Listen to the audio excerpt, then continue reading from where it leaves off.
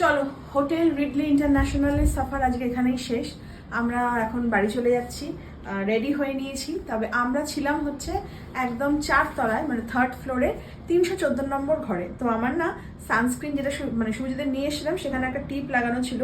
তো ভাবছি আমার স্মৃতিটা এখানে রেখে যাই সুন্দর করে। তো এইখানে মিররের ওপর দেওয়া না, দাগ হবে। তো এই জায়গাটাতে একটা আমার স্মৃতি রেখে গেলাম। খুব ভালো লেগেছে। তো চলো যাওয়া যাক। তো আজকেই আমাদের এখানে শেষ দিন, আমরা এবার এখান থেকে চেক আউট করে যাচ্ছি। আর মানে সবাইকে ওনারা জিজ্ঞাসা করেন যে ফিডব্যাক কেমন বা রিভিউটা একটুখানি দেবেন, ভালো কি মন্দ। তাই বলছি রিভিউ দেওয়ার আগে অলরেডি আমার ভিডিও চলে গেছে। মোটামুটি সবাই রিভিউ পেয়ে গেছে, তোমরাও অবশ্যই এসো।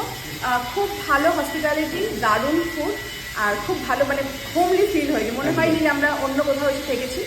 আর সার্ভিস নিয়ে কোনো কথাই হবে না, জাস্ট 1 ফোনে 5 মিনিটের মধ্যে কিন্তু এই দাদারা ভাইরা খুব সুন্দর সার্ভিস দিয়েছে।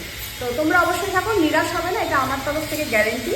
আর দাদা আসছি। নমস্কার।